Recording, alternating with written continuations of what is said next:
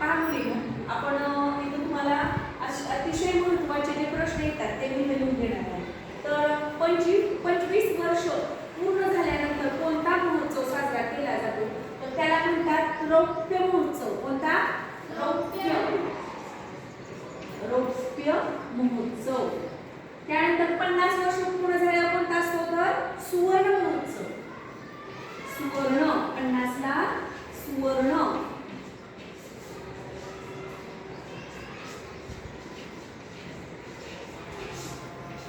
त्यानंतर 60 वर्ष पूर्ण झाले की हीरक महोत्सव.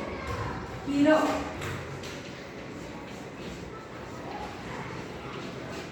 त्यानंतर 75 वर्ष पूर्ण असेल तर त्याला म्हणतात अमृत महोत्सव. लक्षात ठेवायचं हे. आपल्याला नेहमी परीक्षेत कोणता तर ह्याच्यावर प्रश्न असतो. आणि 100 वर्ष पूर्ण झाले की काय म्हणायचं? शतक. शताब्दी. शतक किंवा काय म्हणायचं? शताब्दी.